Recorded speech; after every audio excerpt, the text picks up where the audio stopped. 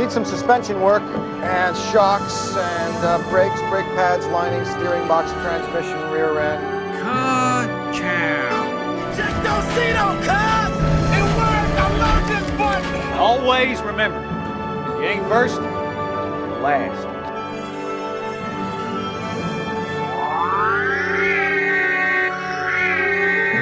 106 miles to Chicago.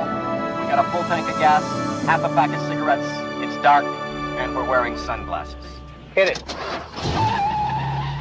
So, I don't know if you want to call this like an emergency pod, but Emergopod. yeah, or we something. just got out of Ghostbusters. What is even the title? Ghostbusters Frozen Planet?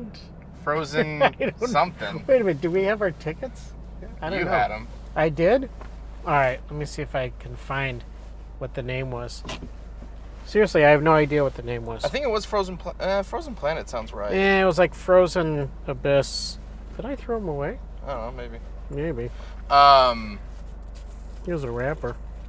I like how we also did not discuss the movie at all, knowing that we were going to do this. No, we didn't. I appreciate that. I'm still looking for the... The ticket? Whatever, you saw That's the title. so great. Yeah, I saw that. Yeah. Whatever. What did you think? Blind reaction. It was fun. It was fun. You didn't like it? No, it's not that I didn't like it. I liked it. I mean, it was Yeah. great. But I mean, it's Ghostbusters. What's not to like? I mean, so I did like it. But I don't know. I was just a little disappointed, I think. In what way? Well, it didn't have, how do I put it? It wasn't as tight as most Ghostbusters movies were. The first one was boom, boom, boom, boom, boom, like that.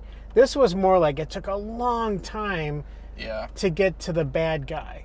A long time to get to the bad guy. Lots of stuff was being developed all over the place. Oh, we have spoilers like left and right here. So that's right. Spoiler alert. Don't watch this if you haven't. Whatever. We've gotten real Spoiler lax alert. on that.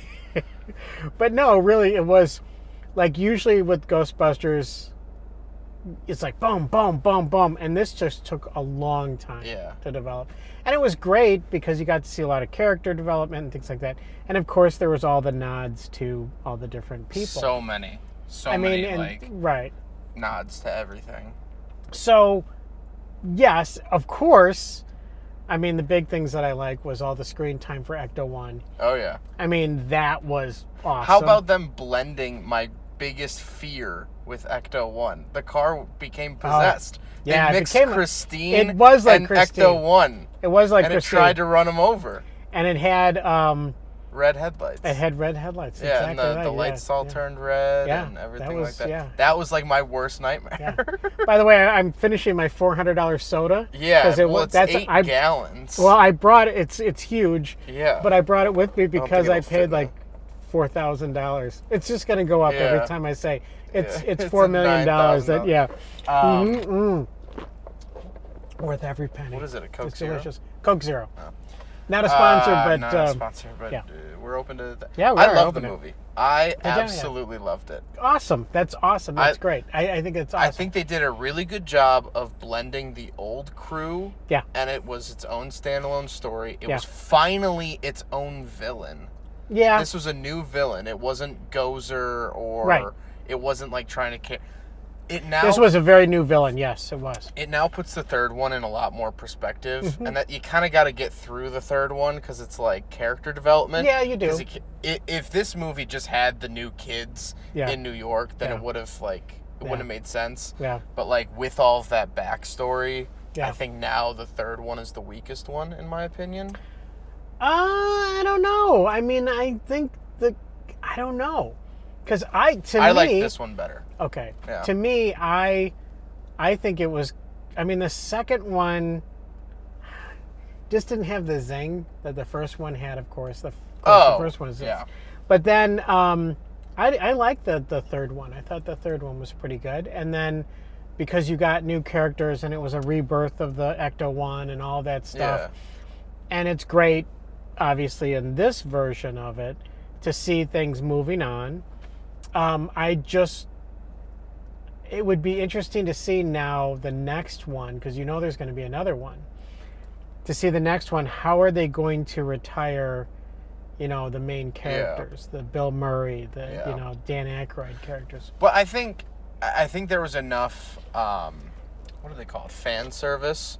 Like there was the librarian ghost made a comeback. Oh, and it was yeah, it was like a that quick was good. 2-second thing. It was. Janine is back. Yeah, Annie Potts. Yeah, yes. plays Janine. Yep.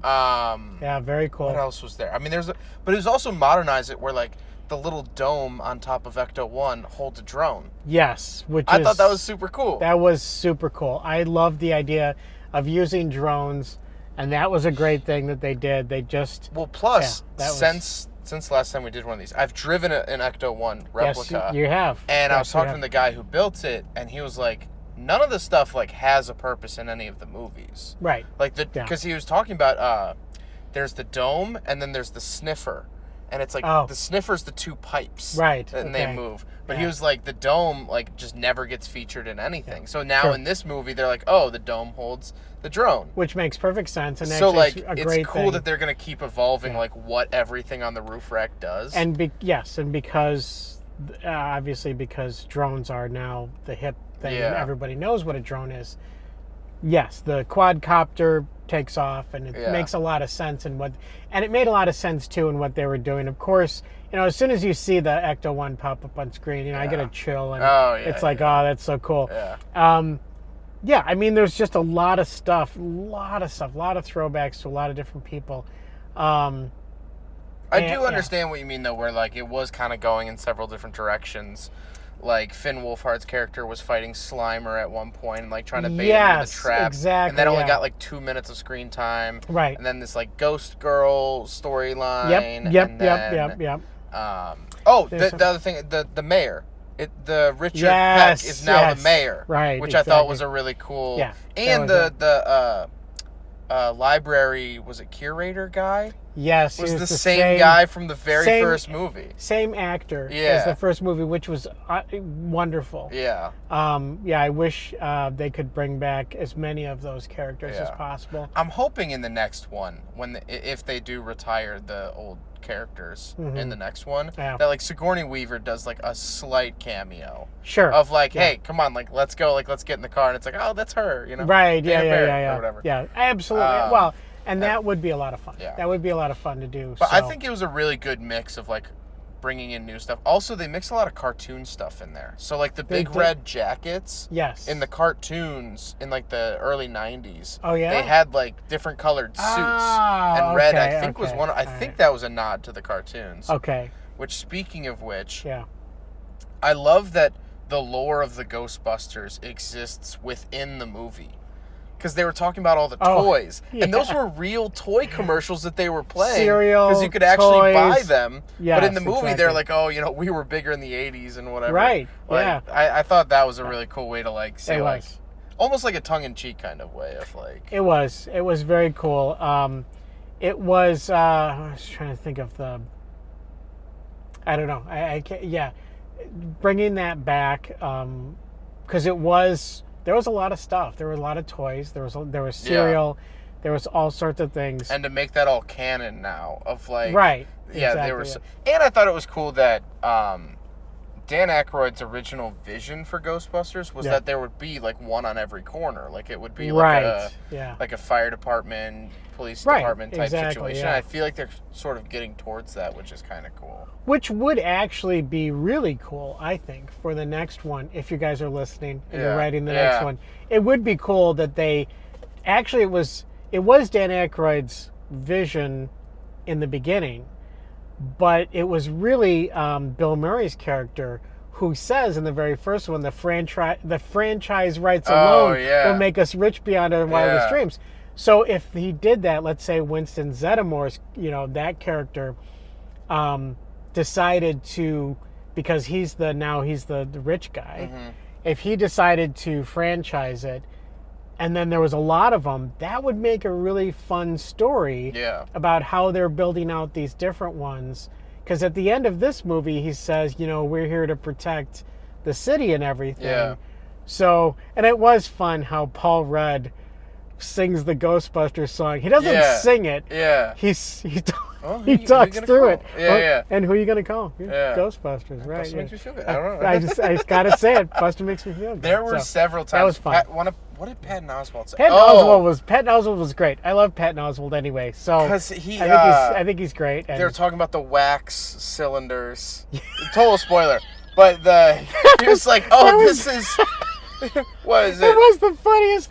It was the funniest part. It was of the movie Abraham to me. Lincoln's wife saying the F-bomb. Yeah, it was. Oh, what? No, it was Mary Lincoln. Yeah. Mary Lincoln, and he goes, he's got this wax cylinder, and he goes, "It's Mary Lincoln," and she drops the F-bomb. I think she saw a moth or something. Just the way he said it was so funny. It was very, very funny. I haven't laughed out loud in a movie in a long time. And too. I got it a Me too. couple times with that. Mm-hmm. Once with Paul Rudd, once with Patton Oswalt, and Bill Murray said something. But it was great to see. You could fun. tell that they're tired, though. Bill Murray and... Exactly, The whole they're getting up there in age. Yeah. But, it was nice to see everybody back. It was nice to see them put in. It was kind of fun to see Bill Murray do a redo, basically, on his mind questioning thing. Yeah. Like, because that was the famous bit in the first one. Yeah, and they put Yeah. I thought it was interesting, they put the same, like, helmet strainer thing Yes. on. Yeah, But in the exactly. first movie, you see the dog's head looking around on the screen. Yeah. But, this guy was, like, clear or whatever, so he had the regular human head, which Yes, was cool. which was cool, and it was cool that they brought him in, and he was kind of like he didn't make it in life, and so he like lived with his grandmother and all this stuff, and it was cool how it became like, okay, now you're an important person, and so pick up the shield or whatever, and it was cool. I think how they did. I think that. Kumail is very funny, too. Oh, Yeah. I think he added a lot to it. His character added a lot to it. That it broke up things a lot. It was the comic relief, of course. Kind of like the Rick Moranis character in the first one, where he's bringing some more fun to it. It is cool. I love the seat in the side of the car, the Ecto one. Not ejector seat, but like I can't remember it's what a they gunner called it. seat. It was like a gunner seat. Yeah. And it slides out, and they can do that. I think it would have been cool if there was a little bit more. I mean, it was great. There's a lot of really good fun stuff in it. The effects are obviously great, but it would have been fun if there's a little bit more. If there was a little bit more of a clash, if the evil was a little bit more evil, if it was, a little bit more. Yeah, we did get like 2 shots of New York frozen over, and then they're like, We got a lot you of- get it. Right, we got a lot of drone shots of New York in this movie. A lot. I think I noticed one reused one. Really? Yeah, I think it was the GWB or something. Well, they're on a budget. Well, They're but on a budget. I was they like, need that to- looks like very similar to the one of the opening credits. Okay. But Well, I mean, maybe it could have been whatever, but it was a lot of shots. You knew you were in New York, or supposed to be in New York. Yeah. Because then we saw at the end they shot it in like what, Quebec, and Georgia. It said UK Canada. team. I don't know what that team. meant. I don't know where that was. I don't know if they shot there. Maybe that was just like a legal department. Yeah, maybe. I mean, it could have been. So, but there was a lot of, I guess, gosh, what am I thinking of? The, not drama. There needs more conflict. There wasn't like a ton of conflict. There was a lot of story development, and there was a lot of things that were great about, it was a cool story. And it was kind of weird too that Winston Zeddemor's character had created this this whole lab, like this Ghostbusters lab, and didn't tell him until I was going to keep it a secret until you guys. And it's like there's tons of stuff going on, tons of stuff and kind development. of important info. Yeah, kind of like why didn't you tell these guys, and why didn't they have some of this equipment to go out and do Ghostbusting stuff? Because Annie Potts at the end has this like arm cannon. I think that was also a nod to the cartoon. Oh, okay. Because so that was the other thing too, is that the Ecto C, the motorcycle, I'm pretty sure in the cartoons they have like a helicopter, a boat. Okay. They have. Okay. I think it was a nod to. I think. Yeah. Okay. Because I've only watched a couple episodes of the cartoons. I haven't watched too much. Obviously, the motorcycle is cool. Yeah, Ecto C is pretty Ecto fun. C It is motorcycle. obviously an old cop bike. Yeah, Which exactly. like really harkens back to like you know what did bother me? What? Paul Rudd calls it a hearse. Oh, He was like, I'm driving a 10-ton hearse, and I was like, I thought it was an ambulance. It was an ambulance. Which the Miller Meteor Company built both ambulances and hearses, and they were 99% the same chassis. Right. So like, but the first one was an ambulance because it had a red light on top. Oh of it. yeah. When he comes in, Yeah. And he's like, you can't park here, and he's like, it's all right, everybody can relax. I found the car. Yeah. And the whole thing. So yes, it was an ambulance, or supposed to be an ambulance, which, as you said, I think that first ambulance stayed an ambulance, or the first one stayed like it wasn't built out. Well, so in the original movies, they had the unmodified, like the black and gray one, Right. And then they had the Ecto 1. Right. When they were filming Ghostbusters 2, the Ecto 1 crapped out on them. Okay. So they still had the black and gray one. Okay. The original one then turned into the Ecto 1A. Ah. Which is funny, okay. too, because Yeah. they just kind of like forgot about the Ecto 1A and undid all of the modifications that came with I noticed that because there was a light board on the side that of the would Ecto say 1, stuff. Right, of the Ecto 1A, and that was not on the car. And so they somehow modified. Those modifications. Didn't like upgrade. They kind of downgraded it. And maybe when they put it in storage, they took some of the pieces off and sold it off. Sure. Maybe in the story they sold off some of the pieces, but it still was. I mean, to see the first true Ecto 1, I think really. It's definitely the better version. Too. It is. I think so too. In fact, it's funny because I have the model that I think you gave me. I think you probably bought them. And you can build either version. Oh, but if you build the first one, you have to actually sand off the bars on top of it. Oh, so that's what I had to do because I wanted to build the original version of it. You So gotta build the original. Anyway, so that was but Ecto 1 got a lot of screen time, which is great. Yeah. Definitely happy to see that. Happy to see everybody back. Happy to see, and the story of the family is awesome. I didn't know that they got married. I think they got married because he does say basically she calls him dad in the very end of the movie, which that was a big, to me, honestly, being a dad, that like got me more than anything else. And I was like, don't you make me feel. No, what got me at the end when it said for Ivan, I got a little teary-eyed. I was oh man. Yeah, exactly, yeah. That's the other thing is that like all these, every next movie is going to be dedicated to someone. I know. I mean, it's just like what's happening. But it was cool that we were talking afterwards, just briefly, that Ivan Reitman's son directed the last one. Well, wrote and direct, right? Well, Ivan Reitman's son directed the last one, and his dad was on set to help him direct. And basically, in one, I remember reading somewhere where his dad, they were trying to get a scene, and they were doing it again and again and again, and finally, his dad said, "You nailed it," and that's how he knew, like, okay, that's when I've got the right stuff. It was cool, very, very cool, though. Seeing that because the franchise is definitely in like a passing of the torch scenario, and it's cool to see that like literally behind the scenes too. Yeah. And I thought I saw Harold Ramis's son was somehow. Did I see a Ramis in there or no? Was it just maybe as well? There was a Harold Ramis like co-written by. Okay. And I was like, how was it written? Oh, by? I think it was like written based off the story that was created by something like that. Might have been something like that in the end credits. But it's cool to see that like behind the scenes they're also like passing the torch. Oh, definitely. Yeah. I don't know. I think this franchise has modern legs. I think they could keep making. I think they could. Yes, I think now that they have this, I think that yes, I agree. They could go. It has legs. They could go into something that they've opened it up. They've built a lot of opening and gaps and avenues and things that you could make a lot of things happen. What I really would like to see though is I'd like to see it get tightened up a bit. I'd like to. I know it sounds terrible. It was like an hour and 50 minutes, it was an hour and 50 minutes, and that's great. I love the screen time and all that, but it would be great to see them tighten it up. Where again, it was like, boom, boom, boom, boom.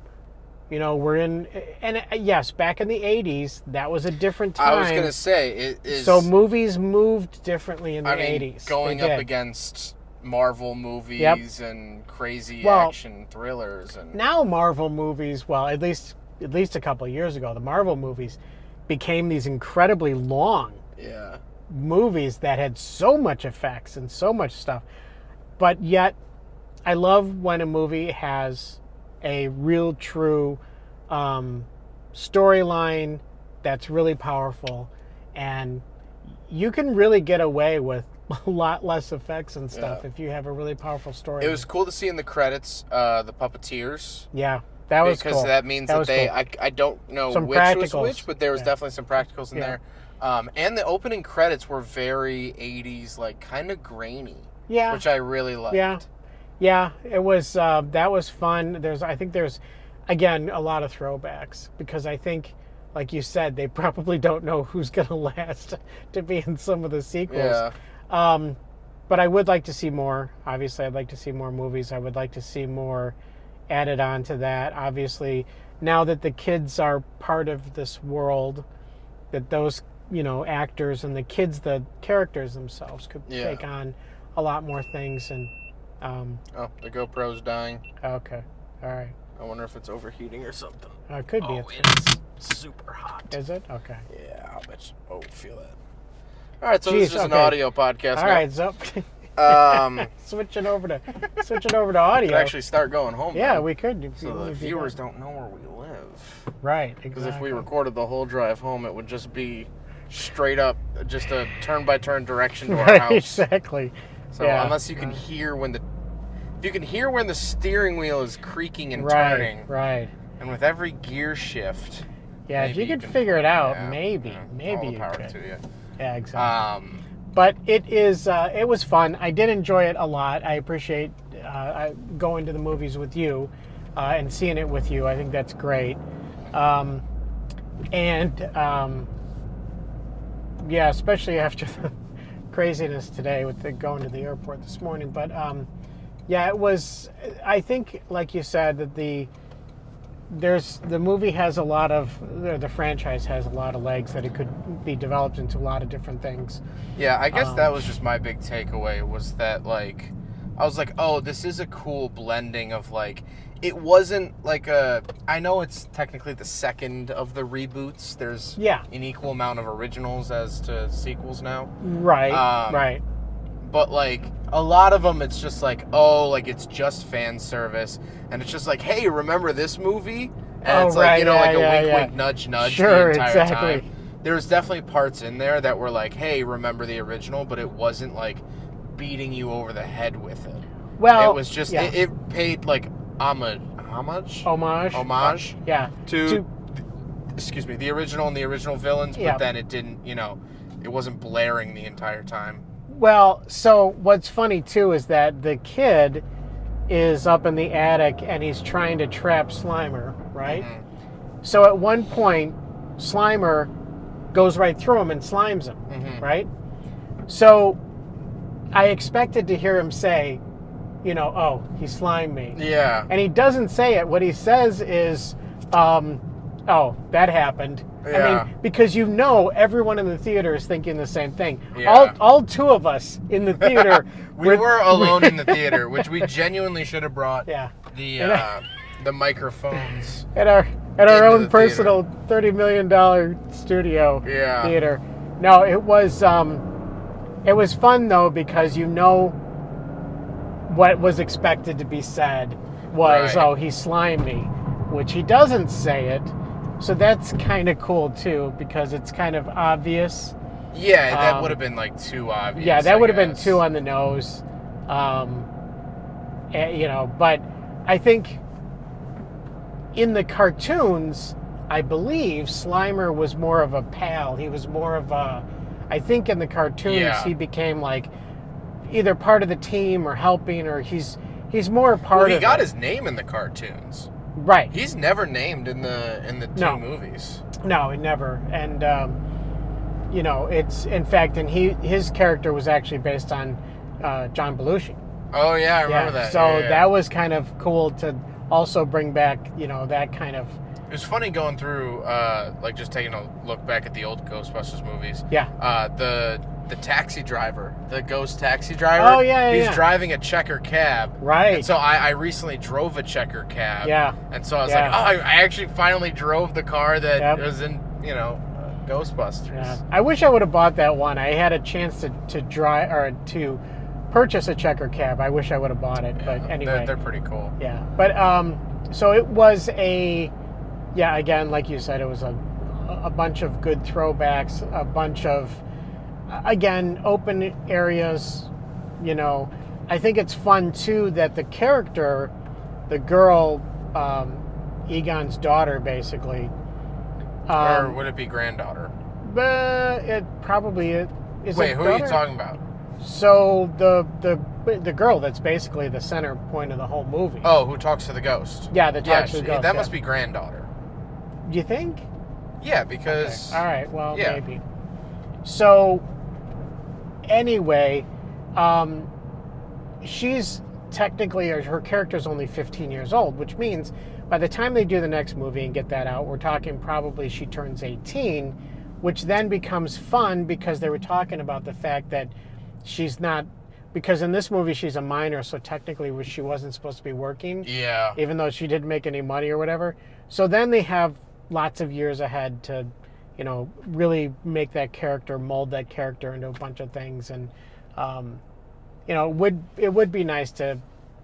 Usually it takes about 2 years to put out a movie, although they can do it much, much faster now. But, I would like to see that character evolve and change and grow.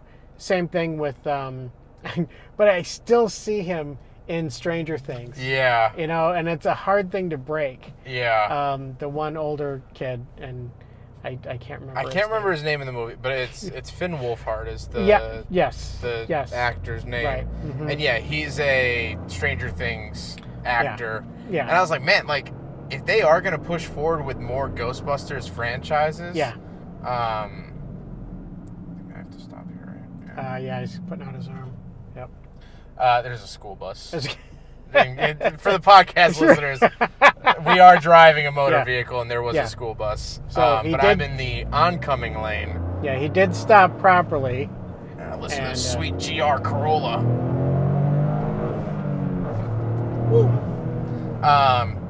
The Ecto 1 had a very modern V8 grumble to it. It did? I feel like they used a Corvette audio clip or something, which I wasn't mad at. Did. I didn't notice that at all, but of course it was very modern V8. I was like, okay. But I'm sure that the Ecto ones at this point are outfitted with probably modern. They're probably outfitted with LSs actually. They probably would be. Because they make 400 horsepower and they'll run all day and night. So. Well, that's probably what you would need. I remember most of the Fast and Furious cars are LS swapped just for reliability and parts sake. Oh, really? Yeah. Well, that makes sense. Sense. Well, just because you have to keep a smaller parts bin, trying to keep everything running. That is true. That if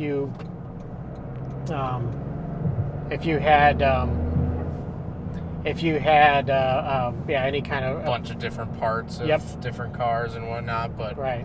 I don't know. Overall, I really liked it. I thought the movie was really, really good. I did too. I mean, I liked it. It was fun. Again, I kind of would have liked better pacing, but that's just me.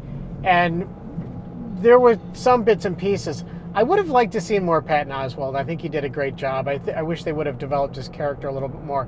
I do because for one reason, he also made me laugh out loud. Yeah. So I don't know if that was something he just threw in there, or whatever, and that was funny. But also, his character of being in the lower library, because he's talks about there's the real library, and then there's the lower library, or there's the real library, the old library. Yeah. There's the old library. He says the old library has lots of stuff in it. And the upper library was for it was for actors, Twitch streamers, and people mining Bitcoin or something like that. Yeah, exactly, right. He was like, yeah, it's just whoever hangs out up there. Right. But downstairs, that's where the real thing is. So, yeah, definitely. And then it was funny that you said for Dan Aykroyd, he's not acting. So, well, because he in real life is like kind of an oddball, right? He does believe in all of that stuff. He believes in the occult. He believes in all that stuff.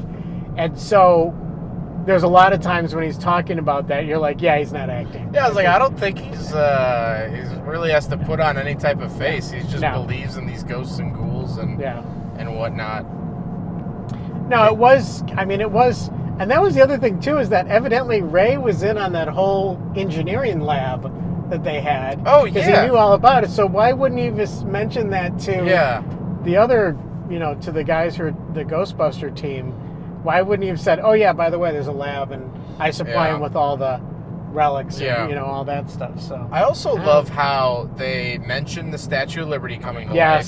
Yes. And they mentioned the original, when the like beam of light bursts through the ceiling. Yeah. Which both newspaper articles, the newscast and the newspaper article that they showed to reference that were screenshots from the first movie. Were they really? Well, like the one shot where the beam of light is coming out of the firehouse. Yeah. Like that's just I don't know if it's like a direct screenshot, but it's like a frame of the movie.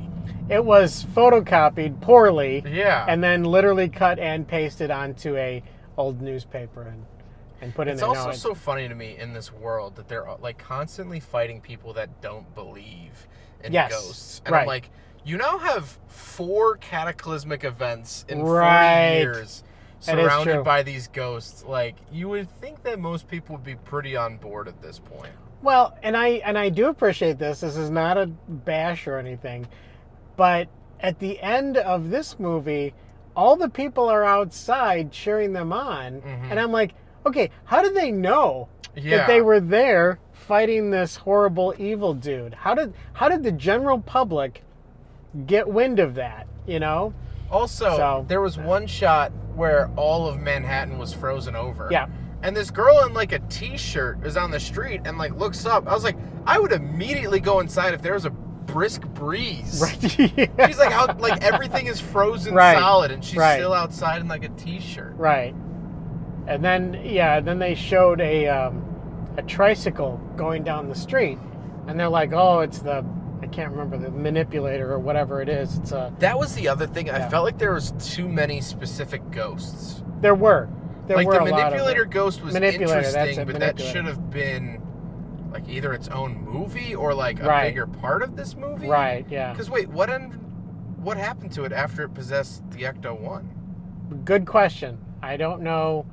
I think it went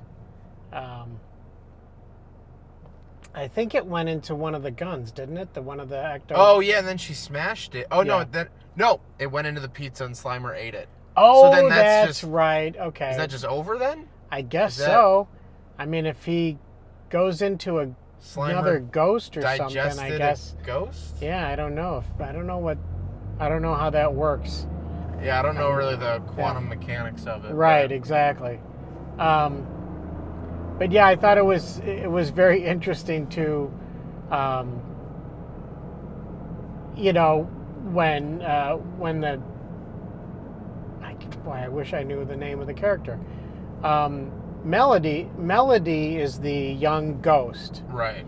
And I do remember that because of the store, Melody's Diner. But when they were playing chess and she wasn't shocked or afraid or anything like that, because, she's seen ghosts all the time. Like, that's not a big deal to her. Which I thought was kind of fun. And the actress who played Melody, the character, reminded me just identical, like a young version of Gina Davis. I don't know who that is. Okay. Thelma and Louise. She was one of them. Was that one of your books you used to read? Wow.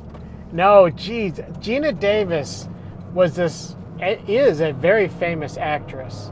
I think she was married to Jeff Goldblum, if I'm not mistaken. I know him. So Gina Davis was in Thelma and Louise. That's probably one of the things she's most well known for, as well as A League of Their Own.